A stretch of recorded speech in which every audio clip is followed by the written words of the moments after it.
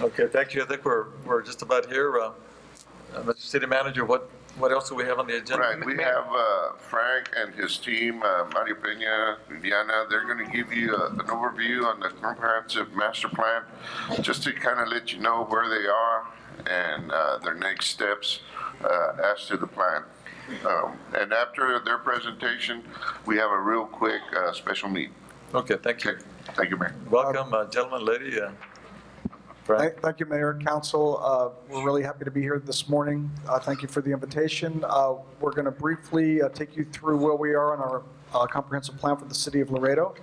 We're going to start with a couple of minute video that kind of shows you some of the public outreach that we've conducted over the past few months.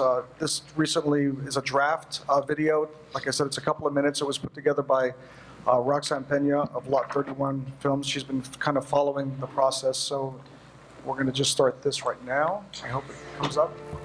Life can be much broader once you discover one simple fact. Everything around you that you call life was made up by people that were no smarter than you, and you can change it. You can influence it. You can build your own things that other people can use. Once you learn that, you'll never be the same again. We're getting ready to be a part of something really big here in Laredo. It's the New Urbanism Film Festival happening in downtown Laredo tonight, but it starts in downtown and it goes all over the city. What Laredo's trying to do is get together with the Viva Laredo plan. Check them out at vivalaredo.org. And what they're trying to do is make Laredo a much more happier and healthier and more livable place, trying to use the space that we already have to make it even better.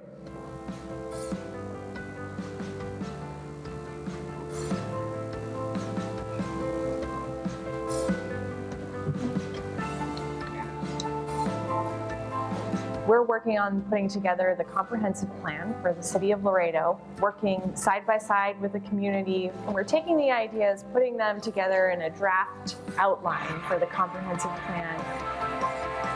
It's really important that people who live here really get into this process. Who doesn't want to live in a city that's doing well and that's thriving and that provides a good quality of life for the residents? You as a resident of Laredo have chosen to be here, and so why not work to make it the best place that you can live in? We need to make a couple changes, as there needs to be some improvements done here in Laredo, and I think the best part is just getting the word out. Your word matters. What you say will make an impact on this city. Comprehensive plans are really essential for cities to grow in a healthy way.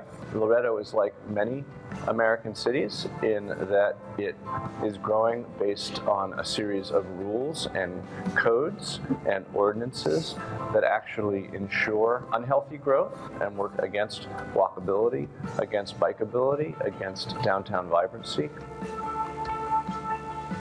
The only way to change codes is to demonstrate there is a popular commitment. There are people that want things. There are people that are trying to make things happen and make that change that we so need in this city. Already over 500 people live have somehow interacted with the plan, came into the studio, gone to a meeting, participated in our hands-on activities. So that's 500 people in 6 days. We're talking to 55,000 other people digitally in one way or another, and we've only just started.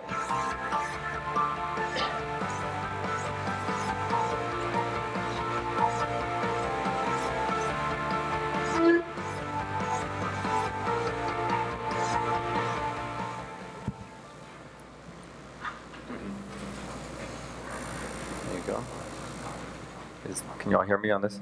Thank you. Morning. Good morning. Mario Peña with Viva Laredo. Let me just give me a second here to pull up the PowerPoint. Here we go. So I'll be going over a couple of really a brief overview of our where we are on the plan as far as phasing, and then a little bit on what we heard from the public. Which I think is as you can see in all our efforts, really what is at the heart of the effort of Viva Laredo. So, some of you all may have seen these slides already. These are our key consultants, and kind of gives you an idea of really how many disciplines needed to be approached to help us with this comprehensive plan. So, as you know, we have local project managers, we have urban designers, we have walkability experts, economists, mobility and transportation experts, housing, infrastructure, environmental, people focusing on subdivisions and annexation, and of course our landscape ordinances. So here's a brief overview of where we are on the plan. Today, our first phase, which was completed a couple months back, existing conditions analysis. And we're going through analyzing all the plans and obviously our current comprehensive plan that we've had here for the last 25 years and what we work off of today. So we're obviously looking closely at that. We started with a project kickoff.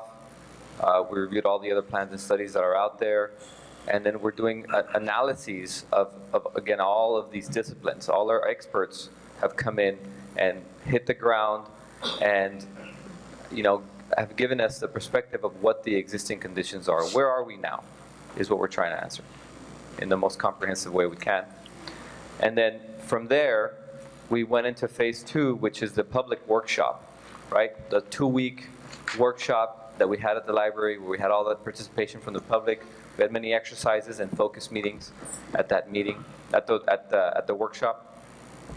And we really needed to go in there with all of that current information so that when we received the public's input, it really was a complement and a supplement to the information that we've been gathering up to that point.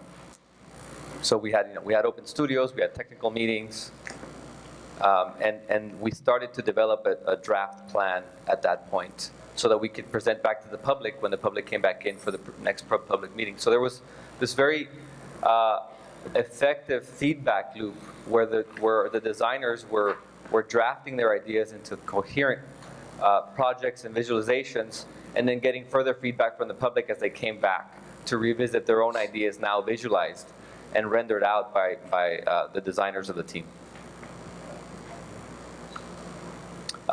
So we're currently in phase 3, drafting the plan. We're about 30% complete there. And this is now, we're sort of gelling it all together, right? The public input, all our experts are talking to each other to find where there's common ground, where there's synergies between all the ideas from all the different disciplines so that we can, again, create this plan that has the best chance of making a difference from day one.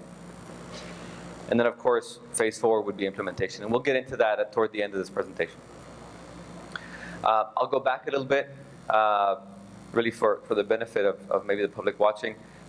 What is a comprehensive plan? It's the guiding document to direct capital improvements, evaluate development projects, and guide public policy to ensure that Laredo is what its residents want to be. So I'll go into a little bit more detail on what happened at that public workshop. We started with this hands-on event where we set out it was 17 tables. We had over 180 people attend, and each table had a different sector of the city laid out in a plan, and we asked people to go to their preferred area of the city and start drawing and giving us their ideas on the map. So people were, they were sketching stuff out. They were saying, we need bike lanes here, we need bridges, we need parks, you name it, all sorts of ideas. And the great thing that we saw there is, we had a really good cross-section of age, but every table had a few representatives from that particular area. So we felt that the entire city was very well represented because we had residents of the areas actually drawing on their own neighborhoods and telling us what they wanted in those specific places. So I think that was a great success to see all that. We also had technical meetings. We spoke to local developers, engineers, architects, realtors, you name it, all sorts of folks, and we had special focus meetings on all the elements of the plan to get more focused input during those. So overall, we had approximately, and I think this number hasn't quite been updated because I think we broke 1,000 people to give you that participated over those 2 weeks. To give you a perspective, one of the most award-winning and renowned plans that has been done in the country and was in El Paso. It's a city about 3 times our size, and their equivalent number here, they went through the same process, was about 700 people. So we had a lot more participation for a city that's about a third their size. So that, I think it was a huge success, and we were glad to hear it. So we had this exercise we wanted to show you. This is, we gave everybody who came in that first day a card to tell us what one word they thought of when they thought of Laredo now and in the future. And we produced this word cloud. The bigger the word, the more times it was repeated. And so this cloud, you know, it's mixed, it's somewhat negative. You know, these are the concerns of the people that were there. But then we saw a lot of optimism in what you think of Laredo in the future. This is one of the most positive word clouds that our consultants that do these all over the country have seen everywhere. So there's a lot of optimism. There's a lot of people that believe in the potential of Laredo, and we really love to see that. So toward the end, we started to narrow this down to these 5 big ideas that we heard overall. And so these are them.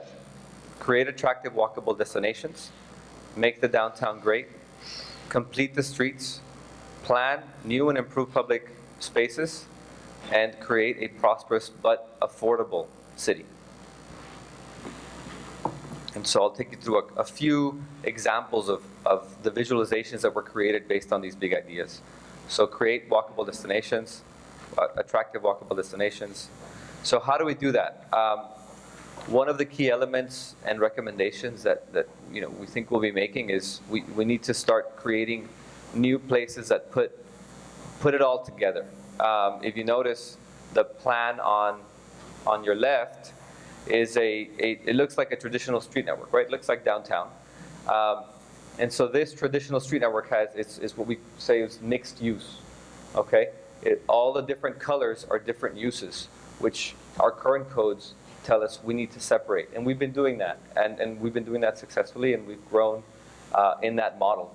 But in order to create these vibrant walkable destinations, we need to do more of what's on the left, even in new communities. And we need to do a little less of what's on the right, which is the way we're traditionally doing it. And so you don't do it everywhere. You know, the most successful cities don't have that everywhere, but we definitely have it in some focus points. And so our experts and our team have identified several focus areas in the city where designing like this would have the most effect in making the change that we need. And so I'll show you a few examples of what we're talking about. So this is a visualization that we created. This is on Del Mar and IH-35. That's the HEB, and there's a Target out there. And so this is what you see today. But there's opportunity to unlock the development potential in these areas. It's basically doing infill development. Infill development, which is, by the way, a recommendation not only by our planners, but our economic development consultants. Okay, so there's synergy already. You know, it not only helps us with creating quality of space, but it helps us with economic development as well. And it touches on affordability, and it touches on quality of place and quality of life. And so if you unlock its potential, you can create walkable mixed-use neighborhoods in these areas that are typically in a deterioration cycle after 30 years. And so you revive them this way. And again, you begin to unlock all this development potential. Again, with the same theme of growing new neighborhoods, this is something that you could create. This is one of the focus areas across Highway 83. You could create a community like this that really taps into the synergy of LCC South, which is down there. So as these neighborhoods grow, you want to really incentivize this kind of growth there. So you create spaces that look like this, right? It's a little bit familiar, right? Some of our downtown looks like that. It doesn't just have to happen downtown. And then obviously we have our highways are very important to Laredo. But how do we interact with these major industrial corridors and create places that are more livable? And so you incentivize this kind of infrastructure along the highways too, right? Where you have people, pedestrians, cars, really creating a better quality of living environment along our main corridors too. And so it's really a way to live alongside our lifeblood, which is transportation, right? Our trade. which is sometimes not very compatible with walkable neighborhoods. Make downtown great again. Again, really focusing on creating corridors where you incentivize not only commerce, but housing.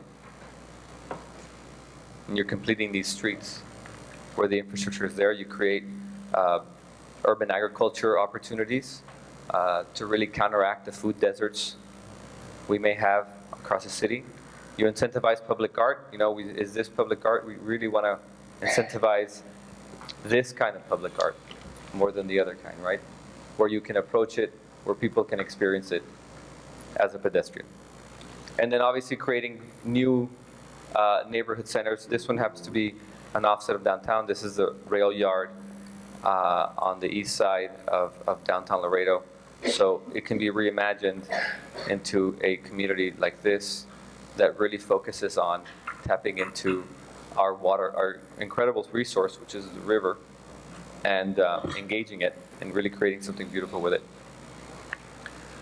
So from that, I'll pass it on over to Frank, who's going to talk a little bit about completing the streets. I'm sorry, just a quick question. I'm sorry, Frank. I know we mentioned that our ordinances, in big part, have been taking us away from what this could potentially be. And so would the ordinances also play in getting to this point? Yes, Okay. absolutely, yes. And it's creating the option for the market to choose a walkable center where it best suits the city, correct? Yeah. So Okay. it's creating the option to do it. Through the ordinance? Through the ordinance and land development code. Okay. Land development code. revision. I know you all are very familiar with our land development code. Do you foresee it to be very difficult to amend it or modify it or just add to it? We'll work with them. Yeah, that's one of the plans that we've said, that those are going to be part of the aspects that come with the recommendations. Okay, and we'll start taking them.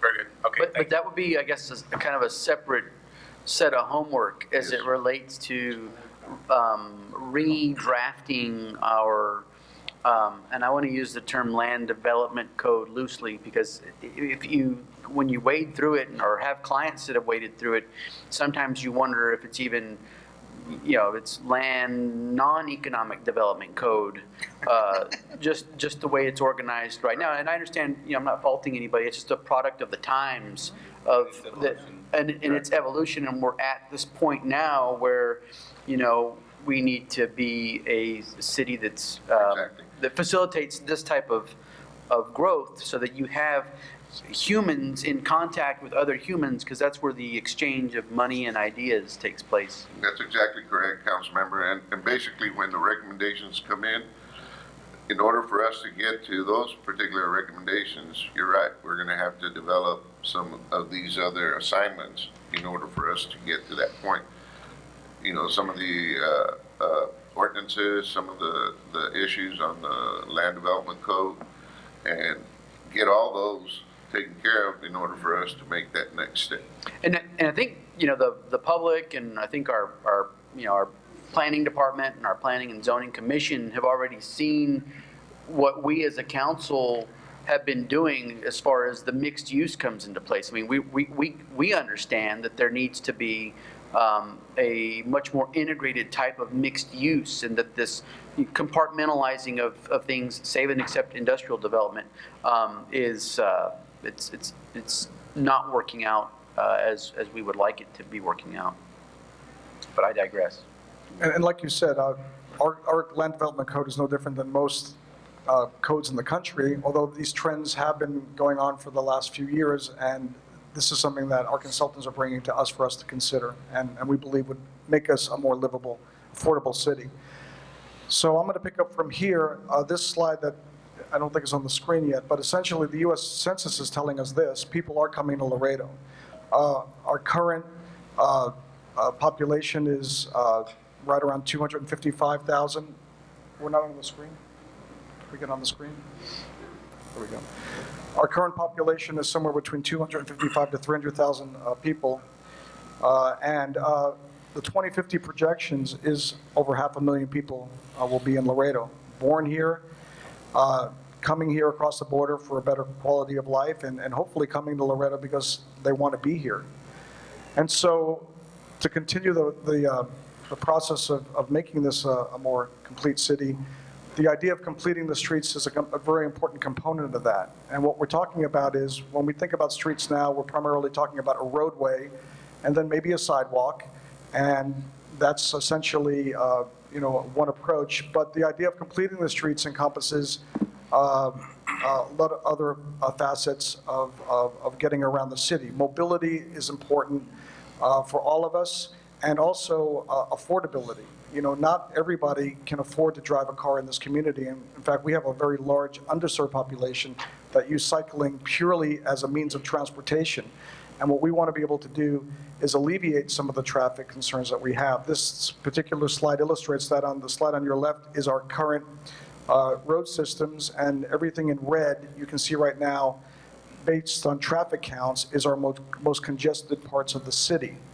We're also currently, right now, in this comprehensive plan, working with your planning department. We're updating the thoroughfare plan. We're looking at annexation as well on how the city can grow. But ultimately, we realize where we are. Geographically, we are landlocked. And so the illustration on the right is with our continued growth with these population projections.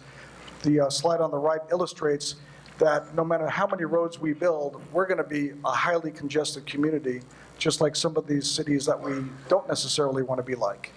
And to put it into perspective, I was even shocked at this statistic that came up. If you look at our mean time travel to work right now, we're up there with some of the most congested cities in the state.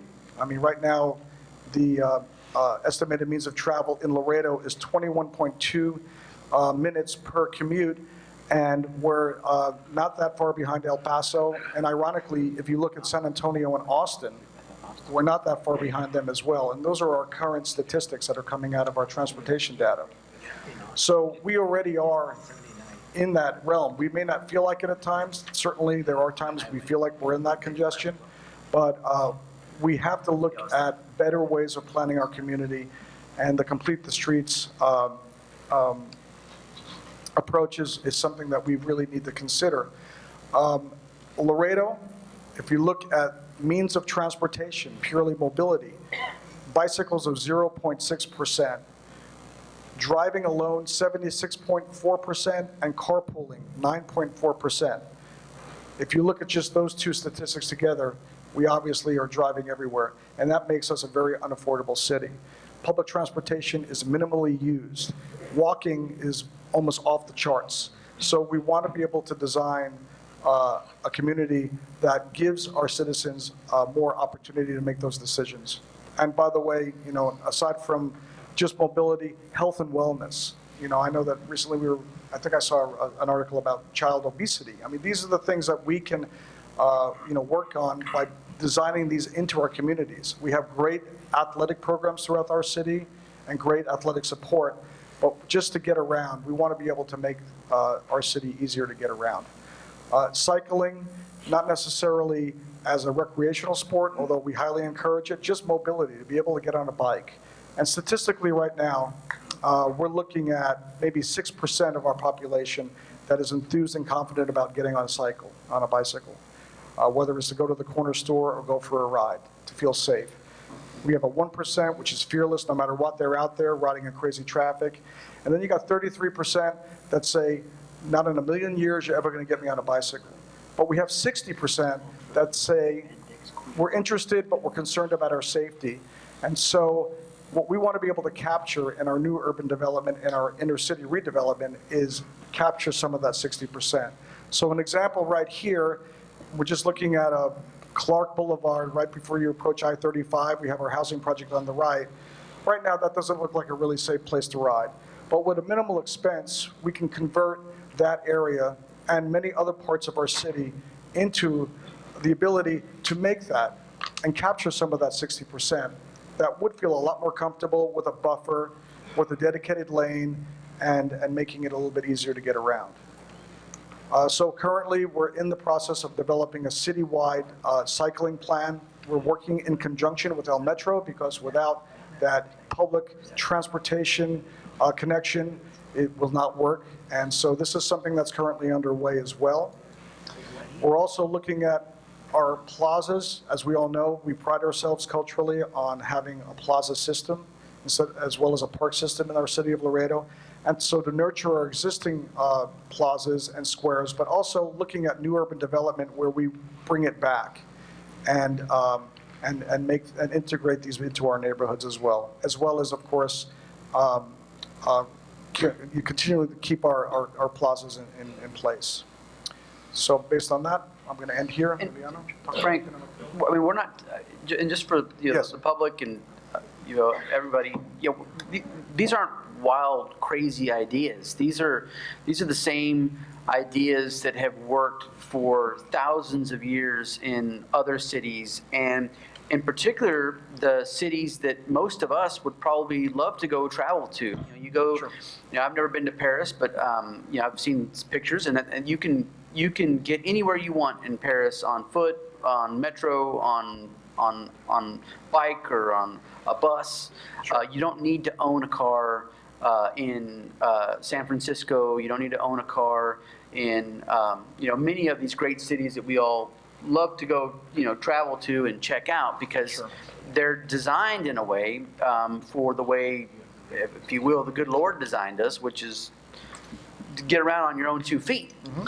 And so, I know that the renditions, by the way, are fantastic, and I hope that our city one day does look like that. But that's the level of vision that I think we all have to incorporate in order to make our city walkable and rideable and livable. And the walkability, bikeability component of that is, my understanding is it's not that expensive to implement that. For every mile of highway, you can build 65 miles of bike lanes. Right. And we already have the footprint, if you will, for the majority of the bike lanes that we need to implement. It would be through what I'm being taught is they call a road diet. Road diet, yes. And that's where you just take the footprint of the street that you have and you tighten it up a little bit, and then you leave these lanes allocated for these two-way bicycle lanes. And so, anyway. Back to that real quick, because that particularly can be done very affordably if we plan it, because as we restripe the streets, which we do all the time, you just restripe them that different way, and really the cost is marginal, or if any. It's basically, you include it in your striping program you're doing anyway, and you're restriping. Yeah, but I mean, I think a lot of us, would, not necessarily me, but I think a lot of folks, before they let their, kids hop on the bike, which is something we all did as kids with reckless abandon, but I think the modern day parent would like to see a buffer or something between the vehicular traffic and the bicycle traffic. But yeah, basically restriping on right-of-way we already have gets us, along the way, pretty good. It's a great start. It's a great start. From there, we can build on it. Do we have any other It comments? also slows down the traffic, by the way. The tighter lanes slow down the traffic without Right. using speed humps. Right. Yes, I think that adds to the safety factor. I remember from one of those sessions, your expert was mentioning, for example, the photo they had on Jackman Road, that because of the width was a 70 mile per hour, and that, we had fatalities there, so it will be important for the safety as well. The great thing is there's room there already to do this without building anything major. So the overarching idea or philosophy or temperament of the public at the public design workshop was a prosperous but still affordable city. And that was essentially the jumping off point for not only the people who attended the workshop, but for so many of the different smaller workshops that we had with different stakeholders throughout this process leading up to this public workshop where it was so well attended. And so what does that mean, a prosperous but still affordable city? Well, this slide kind of encompasses everything, but I want to touch back to the kind of mission that we were sent off on as a group of 11 consultants was we want to be the most livable city on the border and one of the most livable cities in Texas. And what that means is quality of life and quality of space. It's not about creating a utopian city where everybody's happy and well-fed, you know, and we're all living an incredible life without problems. It's really about striking a balance between quality of life and quality of space. Quality of space is all the things that, you know, baseball stadiums, rec centers, you know, all the incredible things that cities put together in their cities so that people can have a city that is a magnet for its citizens and a magnet for the best and brightest of other places that want to go to that city. Quality of life has to do with how people feel in their city. Are they happy there? Do they feel listened to? Are they comfortable? It's not about wealth. It's not about, it's certainly, abject poverty is not about livability, but it's really about, do you feel comfortable in your place? Do you feel listened to? Communication? Is it easy to get health care? Is it all sorts of other things that have to do with that? And you have to strike a balance between those two as a city. Affordability is probably the highest goal of most cities right now, that for the past 25 years have made these incredible changes where it comes to quality of place, which creates a quality of life for you know, very wealthy people or a strong middle class, but doesn't really take into account the people that are not making even middle class wages. So that has become a centerpiece. And so we are, in that respect, while we're kind of catching up, you know, in that respect, we're almost kind of leading, because our comprehensive plan from the voices of the citizens has been, please make this a prosperous but affordable place to live. Is Laredo affordable? Well, that depends. Laredo is, you know, you have to look at it from a point of view of are we affordable compared to other cities? We're gonna, the economic development consultant kind of touches that, and I'll go forward onto that. So a well-planned city can compensate for low incomes by decreasing the cost of living. This is from Henry Richmond, a very prominent urban planner. Bringing to your point, what can economic development do? Well, we right now we went through a bunch of pie charts, and this pie chart was developed by our economic development consultant. And what we really want to do, what you really want to look at here is you just want to make sure that you're growing this green part of the pie. Because the green part of the pie has to do with commercial and industrial development.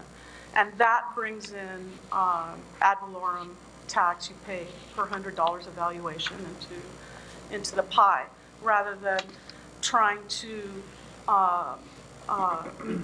pay for your services through what the resident is paying only, or for the most part. So we want to definitely grow that green part of the pie so that it's, you know, our enterprise fund is not just the bridges, but other industry. And this is what the economic development consultant has been working through up until this point. With different sectors, stakeholders of the city, and he also participated in the plan as well, in the public workshop as well. So this is affordable Laredo. Laredo has the least number of bike commuters in the country, so in the country, so we need to raise that. We need to, for all the same reasons that you all have been talking about today, which is, of course, we are a car-centric city.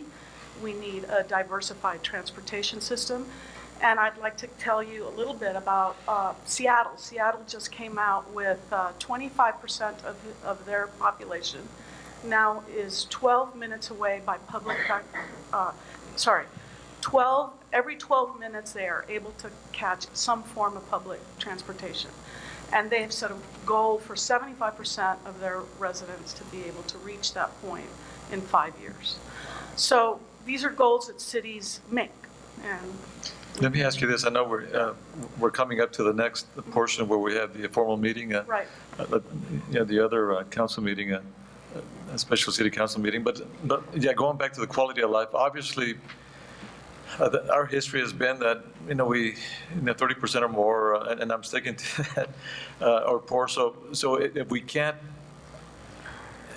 what I hear you saying basically is maybe we should work on the cost of living where even the poor people, can have a decent living here in Laredo, Texas. If we can't move that needle, structure it some way, somehow, where even the people in the lowest rungs can do well here.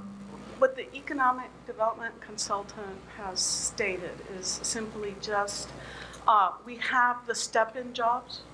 We have to develop those rising jobs that allow for a step up. And the way to do that is through education and through entrepreneurial programs and all sorts of things that he can dive into more specifically. Okay, and he'll be presenting that because frankly, for me, that's a crux of this. Yeah, maybe not now, but maybe at some point. That's part of their recommendation, man. Oh, okay, good, because. Yes. But can we go back to that last slide, please? Sure. This one? That one. Okay, so Mayor, to your point, in this last slide, what the data says is since we're so auto-centric and because we don't have a public transportation system, a robust one, and because we're not walkable, we're not bikeable, these families on average are taking 32% of their income and dumping it into a car. Whereas they could take that same money and they could use it to start that new business or to send that kid to college or to make that springboard move. And so part of getting ourselves socially mobile is having other opportunities for being able to get to and from places than just being so auto-centric. Yes, sir. It's about that time. Yeah, how much more do you have? Is that basically it? Just wrap it up real quick.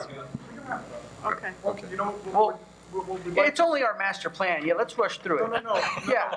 No. Yeah, fast forward that. No, but this is what we do want to say. It really is an overview. We're about to present. Let's take our time. The draft plan. And really what we would ask for you all is to have a workshop where we can just focus directly on it and then have our consultants themselves here. And if we can ask for that time, I think that's the best way we could approach it, because it really is a large project. We'll do it in Seattle. You want to go to Seattle? And of course, he'll be prepared to answer some of these questions that we've been asking on poverty and this and that. And maybe if we can't overcome poverty, maybe we could lessen the cost of living where even the poor people will have a decent chance. I think it'll give the mayor and members of the council the time that you need to ask the questions that you need. We just wanted to give you an overview today that the plan is moving forward. There's some great ideas that have been suggested. There's some great planning that is going on. And we just wanted to give you that overview, but coming back and just on a workshop by itself so that we can really indulge in asking questions, that's forthcoming. No, I would like that. Thank you for coming out. I've got a lot of questions too, so yeah, thank you. But be prepared. I think you've heard the dynamic here of what we're trying to accomplish. So the next time we'll have a more in-depth conversation. Let's leave them with that. That's that one. So our we didn't get into this, but our economic development consultant has gone through the industry analysis and has come up with strategic goals and plans to take care of that other part of diversifying the economy, And you'll be suggesting economic tools and how to get there. Yeah, wonderful, right. Perfect. Okay, thank you. Any other last comments, questions? Good job. Mayor, if you could recess the workshop and move into your special council. Okay, is there a motion that we recess? Second. The strategic planning session meeting and move into the special city council meeting? There's a motion, a second, discussion. None heard. All those in favor say aye. Aye. All those against say no. Motion carries unanimously. Thank you, ladies and gentlemen. We're now on back to the strategic planning session meeting. And Mayor, at this time, we would break for lunch. Lunch is in the back. And we will get back here in about 30 to 40 minutes. Yeah. 45 minutes. Okay, And the food is warm, so you want to wrap your hands around it. Maybe you want to build a little fire in the middle. Okay, thank you. We're breaking out for lunch. We'll be back shortly. Thank you.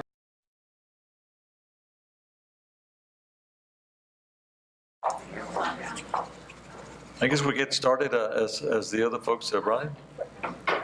Yeah, I think so. I think we're in the room. Yes, go ahead, please. Thank you, Mayor. Good morning to everybody. I want you to know that we told Baldi to keep the temperature low, to keep you engaged, but it was after lunch, and I guess he took it with breakfast. So, but everybody's wide awake, and that's good. Hope everybody's enjoying the presentations.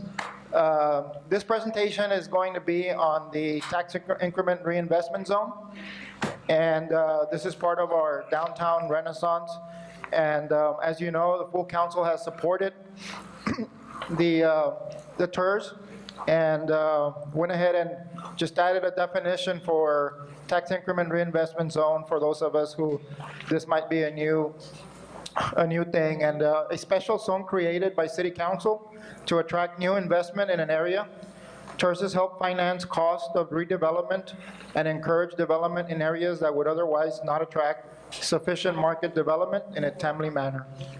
So with that definition, I think we found out through our consultants, they did a market study on downtown, and you heard their presentation where the results of that market study, downtown is going through some difficult time, and some of the property values over the last few years have been declining.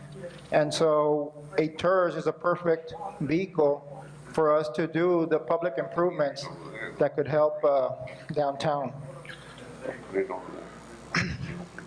So the downtown TERS has some boundaries, and this map here shows those boundaries as to where these improvements would be eligible. And on the east, we have Santa Ursula Street. On the south, we have the River Vega. On the north, we have Scott Street. On the west, we have Eagle Pass. And then that dotted line, that triangular area on the west is the LCC campus property, which we've included as part of the TERS, hoping that in the next year, the LCC would also join the TERS, and we would have additional revenue to consider over the next 30 years. This map here is showing the future land use within the boundaries of the TERS. And just to kind of give an orientation, the brown area in the map shows the housing, residential, low density. The pink area or reddish area is retail office space, with the purple area being light industrial warehouse. And then the triangular piece with that violet color is the institutional use, which is LCC. Of course, the green space is parkland and recreation. We wanted to just take you back to December the 5th, where the TERS was created through the ordinance 2016-192, and council went ahead and did the final reading on the TERS. So the TERS is created, And so some of the next steps are to create and then name the board. But prior to that, staff is working with the appraisal district, not only providing them with the ordinance, but also establishing a separate jurisdiction code with the appraisal district to be able to account for the TERS area and be able to have a separate value role and be able to have the finance department work with the appraisal district and create the budget and be able to account for that revenue. And we are working on that as we speak. I was going to ask you, los olvidados, nos olvidamos de ellos otra vez. That little corner there, is there a special reason why we're not including that? I think I asked that last time, but I'm not sure if I got an answer to that. Well, I think that the answer to that was that we have a percentage of the area that could be residential. And as we add more residential area, then I think the limit was 10%. And so we were close to that limit. Okay. And I think Los Olvidados area is in a residential and industrial area. But I mean, we can always amend the boundaries of the TERS. And if that's something that the council would like to do, we can come back at a later time. Okay, well, it's really up to Councilman Bali, but I mean, just as long as it works for the area, frankly, whatever works. And I think when we were looking at the entire map and the demographics, the percentages that were being recommended by the consultant was kind of pushing the limit. This is why they're still right next to it. If in the future the mayor and members of the council feel that there's additional opportunity there, we can always extend the boundary at any time. That's good. That's fine. Thank you. Go ahead, please. And just in addition to that also, remember that, you know, we're looking at commercial areas as for, hopefully as the market improves, the property values will increase and we'll have additional revenue. And so a lot of those improvements that you'll see further are going to be in the commercial district area. So, but definitely, you know, once we have a board, we can look at the area and look at how the TERS is doing, and we can amend those. But also to Los Olvidados neighborhood there, you know, the NES applies to it, and the NEZ. Does the NEZ apply to that? Because that's part of the district, you know, District A. No, the NEC cuts off on the railroad tracks, right? It's a whole district. Yes. It's so. So it's, yeah, it would Yeah, the include NES this area. applies to the whole district. I think we're doing District 8 and District 3. Right. Okay, So it And should so be, they're covered through the NEZ. So they've got that incentive. Yes. Okay, good, thank you. and then during your lunchtime, you'll hear an update on the rail. Okay. Okay. The next step is, and we'll probably be going back to council at the next council meeting with a resolution with appointment of the board for the TERS. And as you know, as per ordinance, the board is made up of 5 members, where the mayor has an appointee council member for the district in which the boundaries are, can serve or have an appointee. City manager has an appointee. And then the last 2 members are the finance director and the planning director, which makes up the 5-member board. Once we have a board appointed, then next step would be to have a first meeting for an initial organization and orientation of the meeting, have the board members be oriented about what they can do as a board, and be legally advised. And this Yes, is just- part of the consultant's responsibility in our contract. There's Yes, a sir. question here, Brian. Yeah, okay, so why does the board have to be composed of, as suggested in that slide? By statute, no? This is, well, no, this is the way it was designed. I mean, it could be 5 members, and this is the representation of what the council during the ordinance was recommended. Okay, statute doesn't direct us to do it in a particular way? Well, the statute only says that board members can represent the area, whether it be through property ownership, agent of an employee of the area, part of the city membership. It really could be anybody. Because that It's very broad. Can we go back to the slide, please? Yes. That slide does not suggest a board that is composed of owners and members within the zone. That seems very, bureaucrat heavy with a light touch of whomever the mayor and council member of the district appoint. Well, you have two representatives that the council can appoint, and those appointments could be, property owners from the district. If we realize what the improvements, on the onset are. Next slide, please. Yeah. You back? Hold on, I got it right here. Forward again. Excuse me? It's forward again and forward again. One more. One more. Yeah. Right there. So we don't have a resolution yet by the city council appointing the board members as stated in the ordinance. That would be the next step, yes. So we would need, and did we already put forward an ordinance to that effect? The ordinance was approved on December the 5th of creating the TERS. Okay, but did it state what the board of the TERS was to be composed of? Yes, sir. And it says, as you have listed here, the mayor or an appointee and the council member of District 8 Yes, or sir. appointee. And then it does not include any of the folks that own or rent Yeah. property from within the TERS itself? I would consider appointing someone like in that category. The mayor could appoint somebody like that. And No, I think it makes perfect sense that Yeah, Councilmember so- Bali and the mayor are either there or have an appointee there. That's, I think that goes without saying. But it would seem appropriate, if not absolutely necessary, to have the folks that are working and making a living out of their downtown establishments to be on the board itself.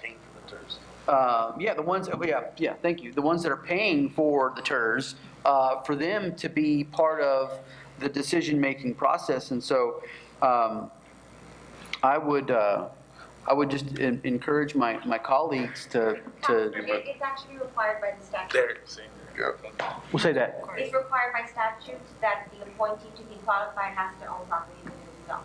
So it is a requirement. So it could be the mayor or it could be Mr. Bali, but if they decide to appoint, then it would be somebody with this statutory requirement, with this connectivity to the zone itself. But then, okay, so that's 1, 2, right? And then we just have finance director and planning director. So it's just a 4-member. And let me tell you, if go to the 5-member total. where the cost is.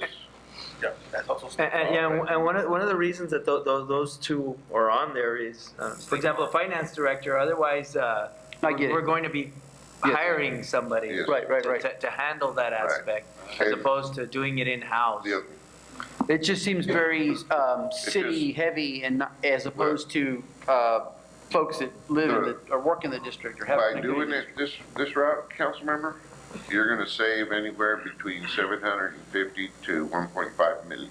No, and I get that, but the voice of the people that are operating in the zone is what needs to be heard. Yeah, and those are. But keep in I mind, wouldn't wanna we're elected to, we're subject to the citizen, to the constituency. If they don't like what we're doing, We don't have our, the vote is out. necessarily our businesses downtown in that zone. You follow me? Yeah. And so I wouldn't want to trade saving money in exchange for democracy that, people inside the zone need to be heard. No, Not that they won't, but it should be at least, is there anything we can do, Ms. Hale, to modify the ordinance? I mean, this is the minimum. Could we include additional? Okay, could we have that on the agenda next time around? You can. Can we, is that something we can do right now? You can make a recommendation. Okay, I would move that we recommend that we include 3 additional appointees to be board members for the downtown TIRZ. I think the statute has a limit of 7, and so we could go 2 more. Other than 2. Second. Okay, there's a motion, a second discussion. To be appointed. None heard, all those in favor say aye. Aye. To be appointed by? To be appointed by council. Okay. Okay, to be appointed by council, discussion. All those in favor say aye. All those against?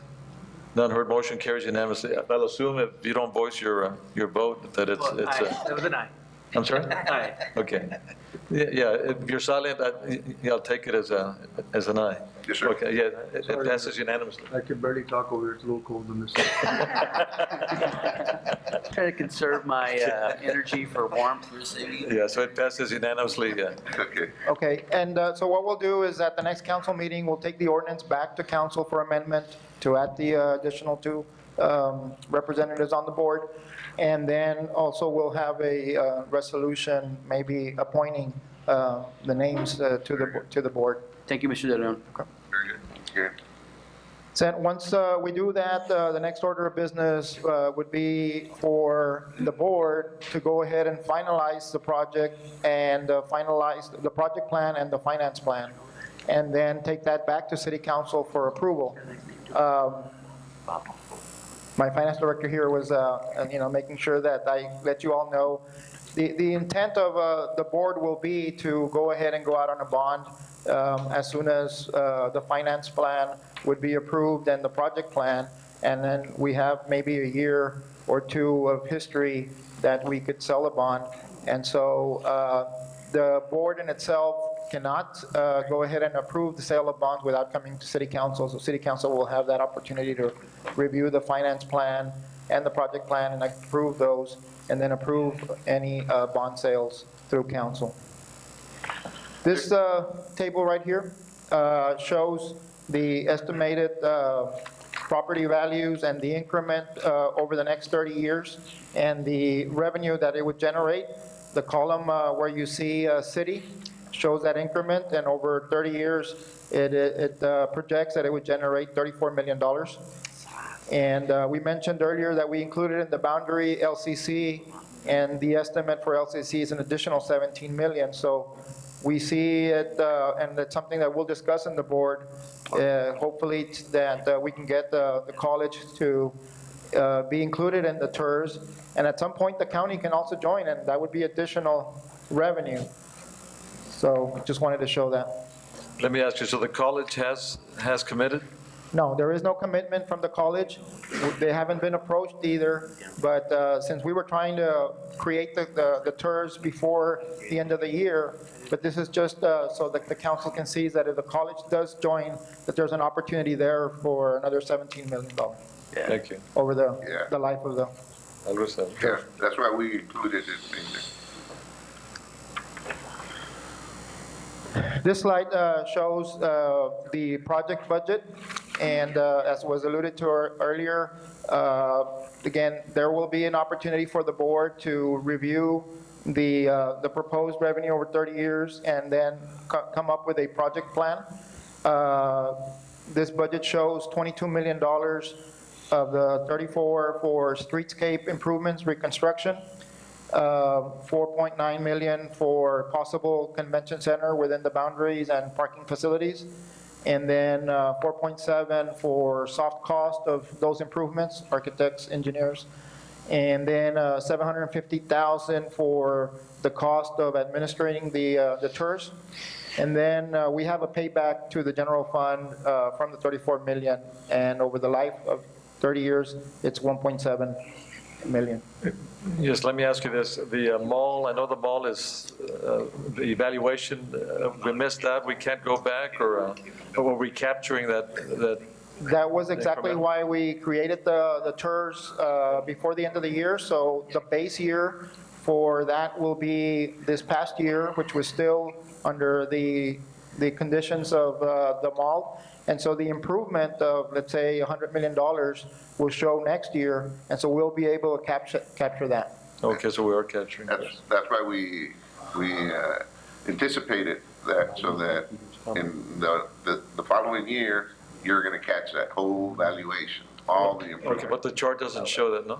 Yes, well, the thing is that because of the conditions that downtown has and property values are really decreasing within downtown, one of the things that our consultants showed us is that whatever increase the mall is showing, we're having decreases in other areas. So, but over the life of 30 years, that's the expected revenue. Hopefully we can do better than the projections. They were very conservative. Okay, thank you. And so here we're trying to show pictures of just the streetscape with what kind of improvements we could do with the TERS. Also, one of the recommendations is that, we're trying to connect the outlet mall to the rest of downtown. So creating some type of a portal, an invitation along Zaragoza, which we're doing some of that with some of the lighting that was approved earlier, but doing more than that by widening the sidewalks, having a theme as customers come out of the mall, be able to come into downtown. And so, that would be all decided by the board during the project plan and how to pay it within the finance plan.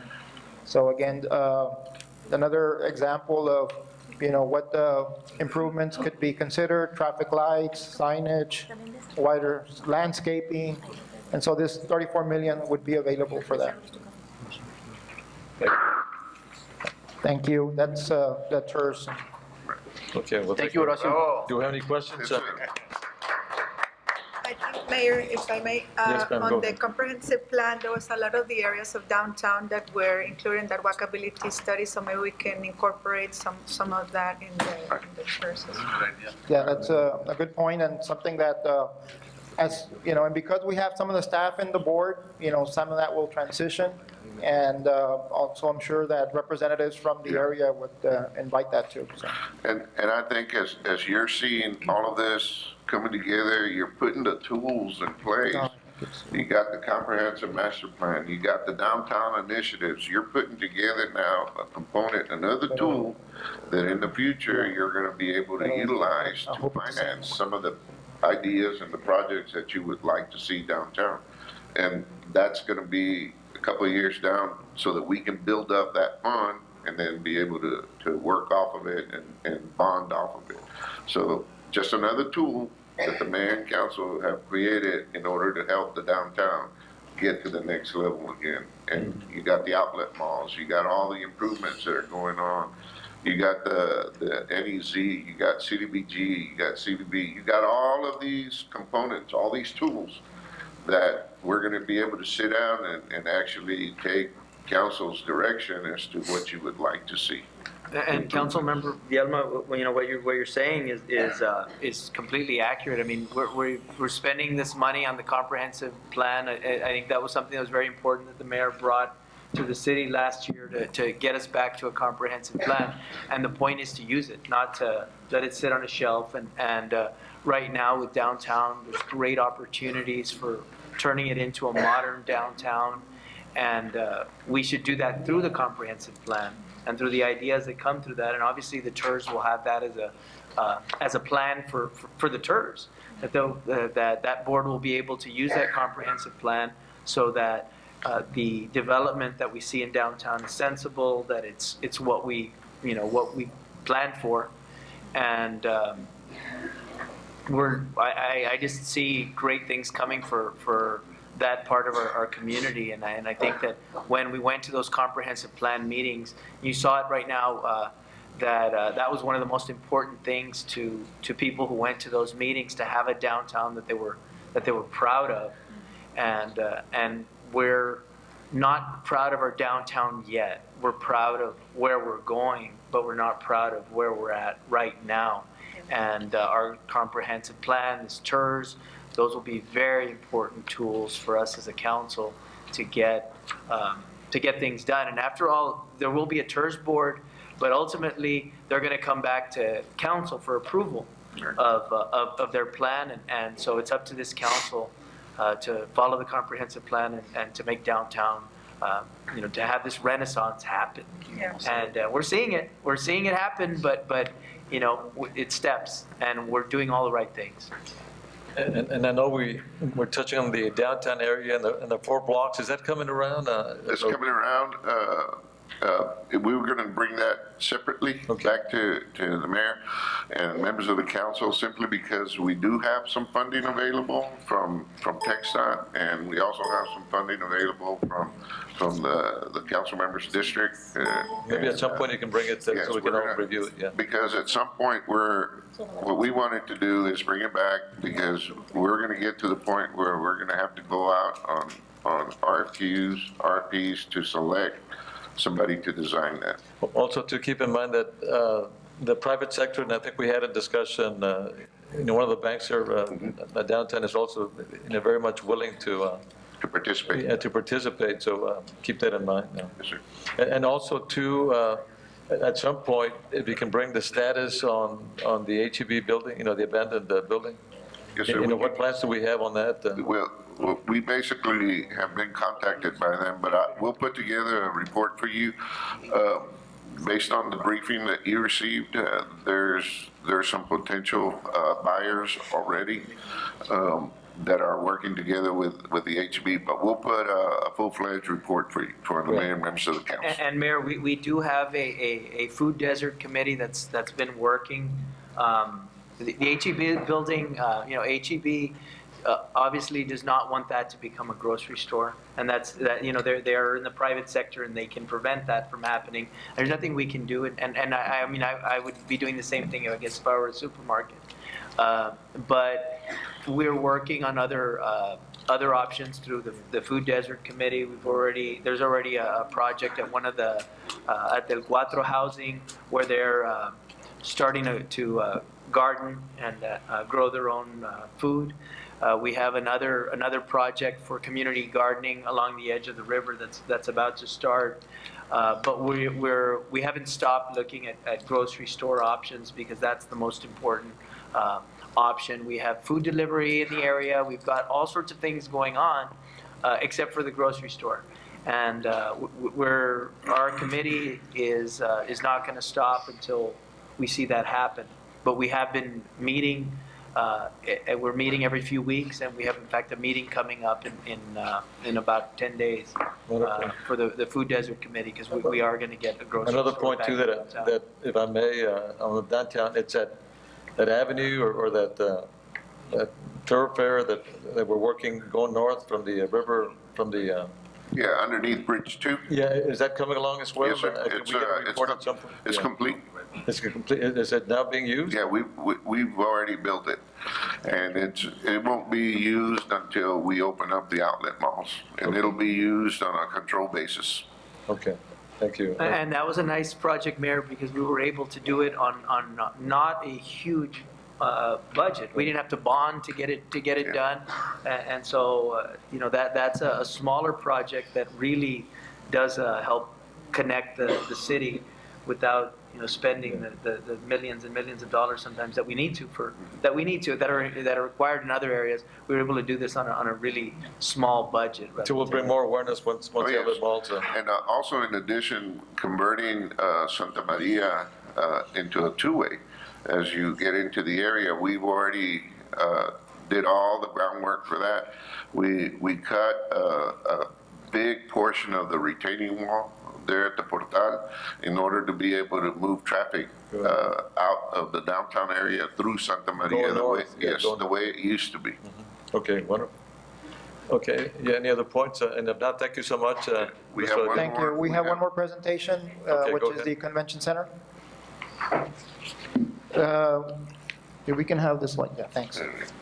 Yeah, the next presentation is the Convention Center. It's also in the downtown area, and we believe that it's also a huge amenity to downtown. As you'll see, the feasibility study is complete. You received a copy of it, and there was an extensive market study, not an upgrade. If you remember, City Council and the city had done one in 2004, and at that time, the Convention Center was recommended.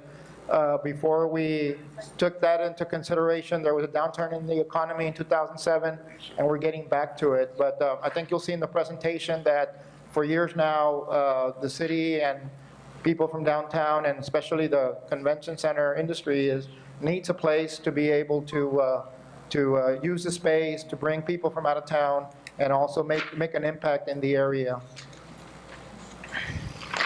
And why a convention center?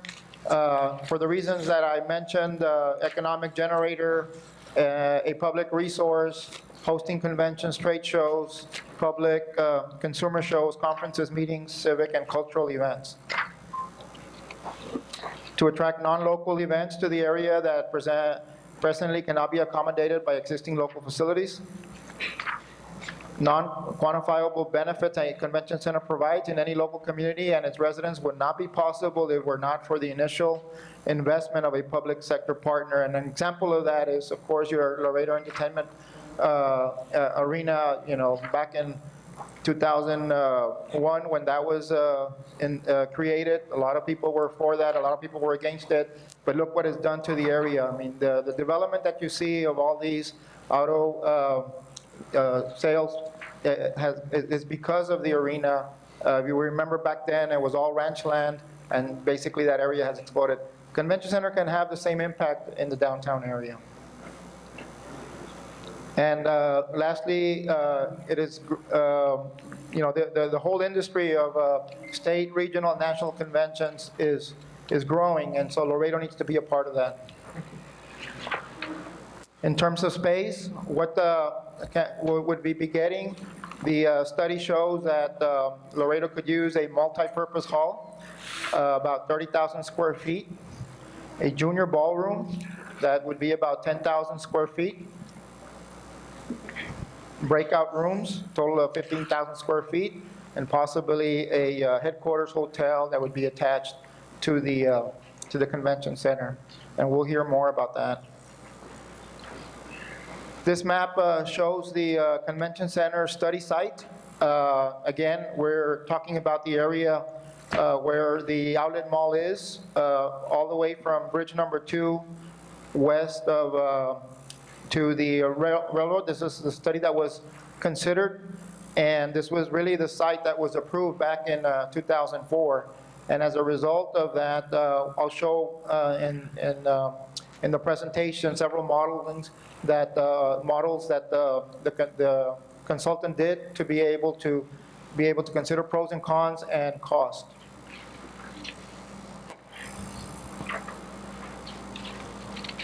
We will also be discussing, the possibility of project partners, possibility of P3 opportunities to be able to pay for this facility, and what kind of funding would be considered. To be able to discuss the cost, there was, like I mentioned, the 2 areas within the site that was considered. This first area is known as the San Agustin Plaza concept. I thought there were 3. Well, there's 2 areas, but there's 4 different models, and I'll go through those.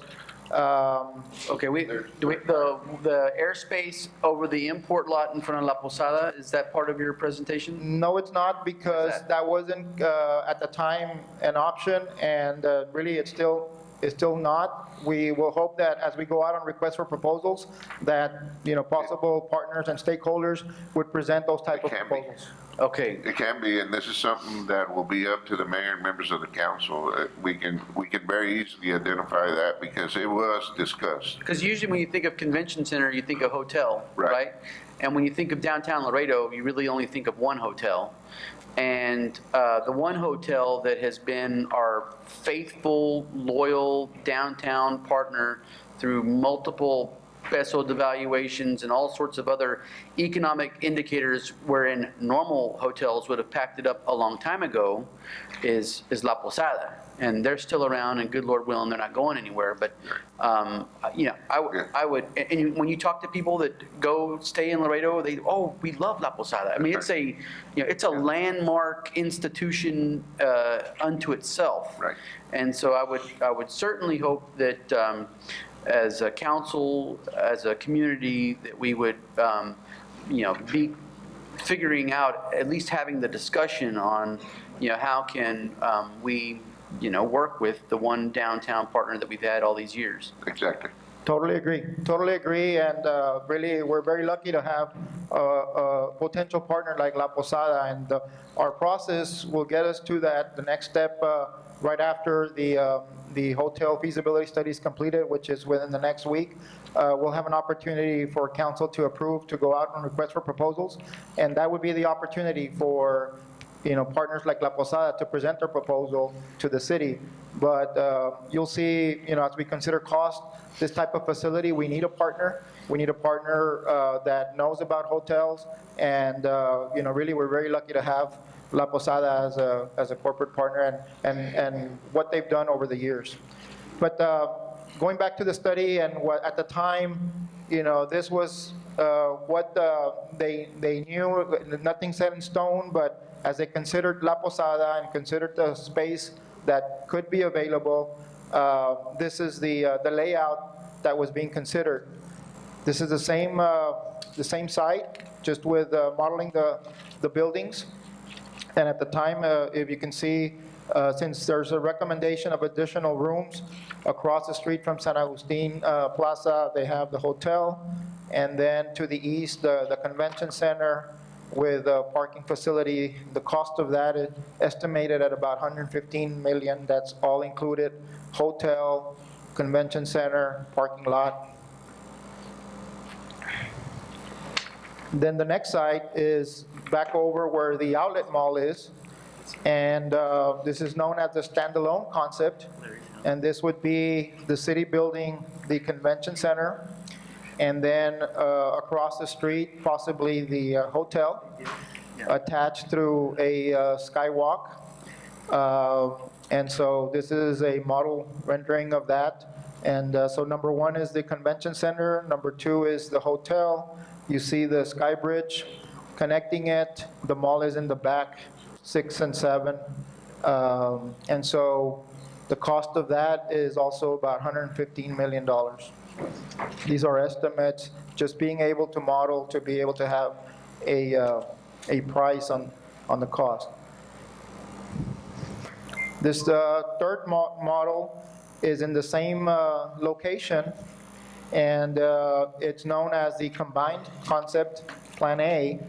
And so the reason it's a combined concept is because you have the convention facilities and the hotels as one.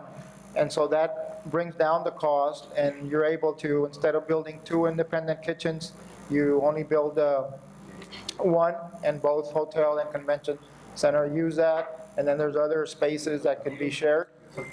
Modeling of that is you have the number one, your convention center with your views on the river. You have the hotel in the back, attached and combined. And the upper floors would also have river views. And the cost of that comes down to $104 million as a result of doing the 2 projects combined. This is where a partner that since the onset works with the city, designs and constructs together, we can bring that cost down. And then the last slide shows also a combined concept, but switching the hotel to the river and having the convention facilities in the back, and modeling that. You have, as you can see, number 2, that is the hotel right by the river. All rooms would have views to the river, and the convention center in the back, which is labeled number 1. And that cost is also $104 million.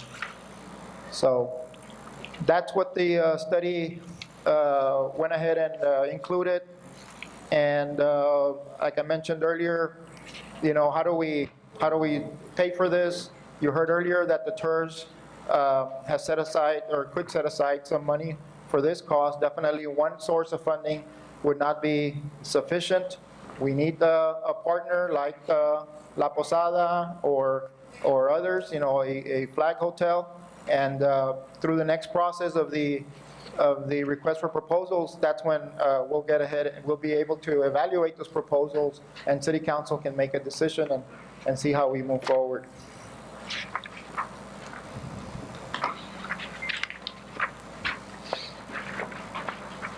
Potential funding sources, I mentioned the TERS, certificate of obligations, special district fund. Some of you know that we've approved our legislative agenda for the state. In there, we have a rebate on state occupancy tax for the proposed convention center hotel. Some of the cities along mid part of the state, San Marcos, have already taken advantage of this. Laredo is proposing to the legislature, and what this means is that any hotel occupancy tax and sales tax within the project, that money would stay for the first 10 years to be able to pay for the project. So we are submitting a bill for that. Hopefully we can get the support and we can get that approved. That would give us also some revenue for debt service for the first 10 years. The hotel motel occupancy tax is known as the hot tax for the whole city. That's also a revenue, a possible source for debt service. And then the car rental tax. A lot of cities also have included and approved a car rental tax in addition to for all rental of cars, which generates also a revenue to be able to pay for a convention center.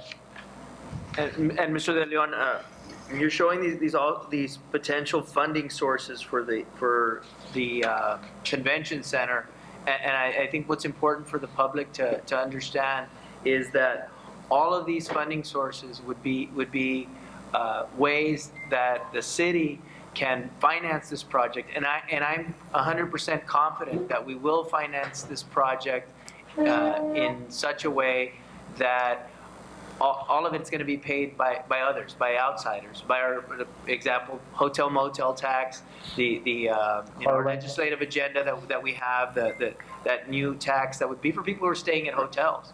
And so it's going to be an opportunity for us to bring in conventions, bring in visitors, bring in tourists, bring in spending dollars, bring in jobs without our taxpayers having to pay a cent. And so these are great opportunities for this very important project, because we're one of the few communities our size that doesn't have a convention center.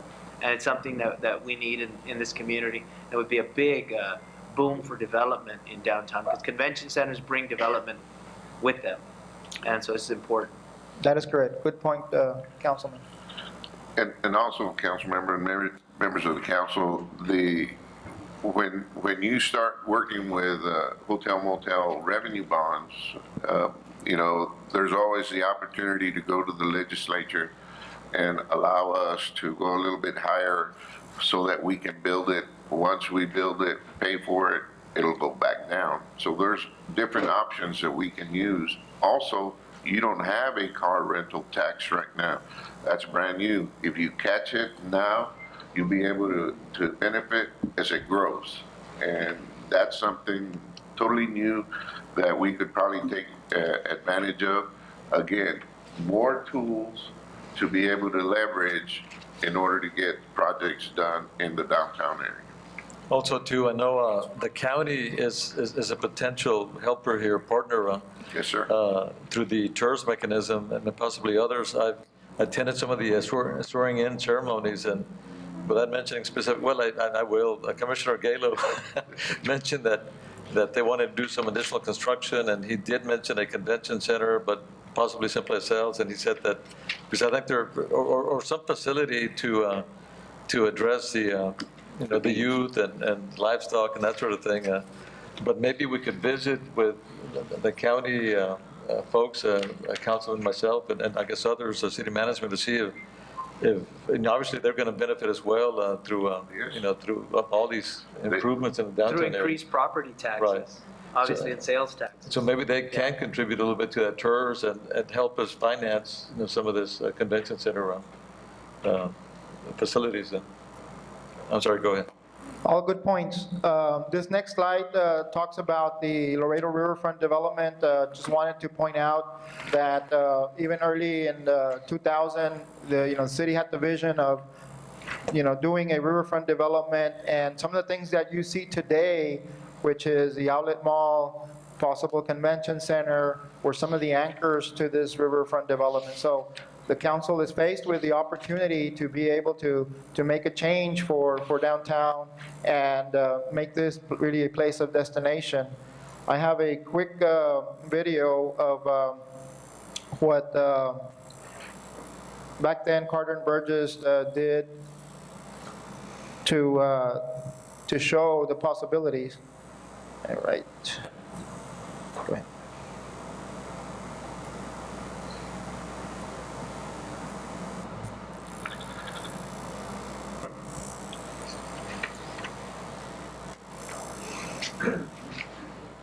This is just a 1 minute really modeling what the river could look like. The idea here back then was there was a lot of talk about doing a wall, even back then when it started. And so the city took the opportunity to say, instead of building a wall, we could use that same river as a barrier. And you'll see how the proposal was to widen the river, do flood control, and be able to do a green space right adjacent to the river, and then having the mall and all these plazas that would be a destination for not only visitors and tourists, but also for locals to be able to enjoy. And so today, the actual outlet mall is a reality. Here you see coming up the El Portal building. And again, this is a concept. You have Bridge 1 there showing across, and the convention center would be on the other far end, and it's modeled there also. But again, having hike and bike trails, walking areas in this river development, and being a place for destination. You see the down ramp also that is already in place. And over in the top of the screen, you see the convention center. And so definitely always been a vision for the city, and a lot of the opportunities are presenting themselves now. And the creation of the TERS also spurs that development. And Mayor, this is something that we can still use as far as the barrier that we've talked about with Homeland Security and those type of things, because if you build this particular pathway, there's no way anybody could cross the river at this particular point. Nobody. And because of that retainer that you have there, not only does it help alleviate the problems for erosion that we've had many years every time it floods, but it also creates that riverfront road that we've talked about to be able to create for Border Patrol to utilize to patrol the frontage of Laredo and Mexico. So this is something that's been in place. We've had it for a while, and we've taken it to Washington a couple of times. Maybe now it's time to dust it off, not necessarily in the full-fledged that it is, but definitely the frontage on the river could be something that could be implemented during the visits that we have in Washington. By all means, I think it's a vision that was created and is still very viable. And the plans that we're doing now is not going to impede that, correct? I mean, it's still within that area? Okay. Okay. So todo lo contrario, this concludes the presentation, and again, this is again the general site of the possible convention center. We do expect that hopefully we can go ahead and complete that project. Any questions, any comments? Any questions by members of the council? Okay. Thank you. No, thank you so much. And Mayor, the food has arrived. Okay. Okay. But my recommendation, because we do have a presentation for you on quiet zones, something that we've been working on for a long time with Kansas City Southern. You can get your lunch, and it's going to be a briefing for you during your lunchtime. So if you get your lunch, you can come back to the table. Nathan will make that presentation next. Okay, we're breaking after lunch, but with the understanding that we're coming back so we can listen to the presentation. Thank you.